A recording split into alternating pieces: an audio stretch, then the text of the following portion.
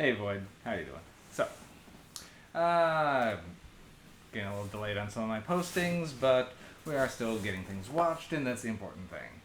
Well, now this movie series has been near and dear to my heart for many years. I've owned this one on VHS, I owned it as a single DVD, and I did upgrade to have a 4-pack. So, Critters. So, I Gremlins sort of created a phenomenon, as I believe that was the original Little Mayhem monster movie, but Critters followed shortly thereafter, kicking things up into much more sci-fi space craziness. Also, it wasn't afraid to have a little bit more of an edge in terms of both blood and language. And a kickin' soundtrack. Okay, so, Critters starts with, in space, with a prison asteroid where a bunch of prisoners, referred to as the Krites, are being delivered, which are going to be our monster for the evening. Well, there's the Krite prisoners essentially escape, hijack a ship, and fly towards the nearest place with food, which turns out to, well, be Earth, as it's the only planet that has life, and these are some hungry boys.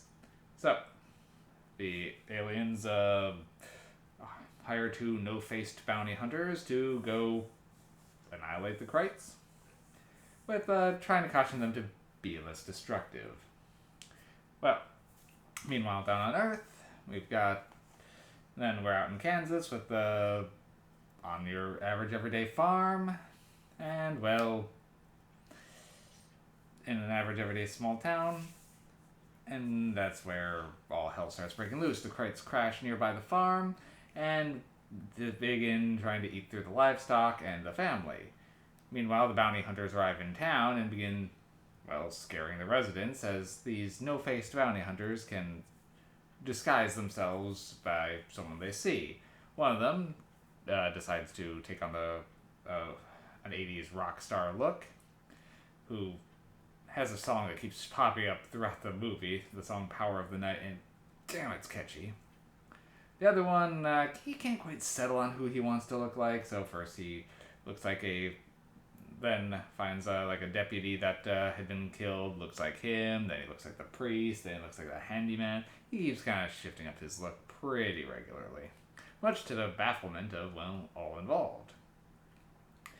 The town drunk works out on the farm named Charlie, and he is obsessed with aliens, believing they're the ones that cost him his pitching career, and he keeps hearing them in his fillings. Well, now that he's seen aliens arriving, well, he's determined to tell someone, and no one believes him.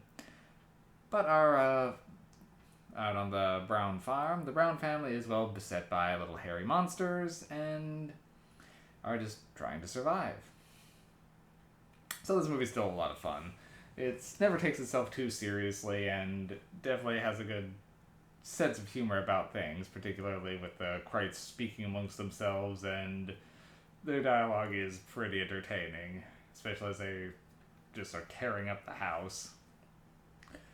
The kid character does manage to be plucky without being obnoxious, which I can appreciate, and it was a nice chance to see a nice change of pace to see the daughter be pretty much grabbing her boyfriend, trying to drag him away, much to his bafflement. It was nice seeing the girl being the horn dog for a change, while he's just confused.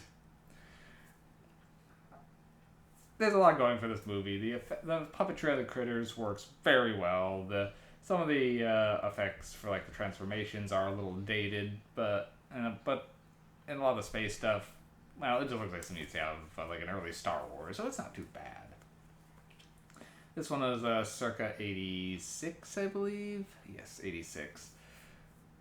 And yeah, it definitely feels like an 80s movie, but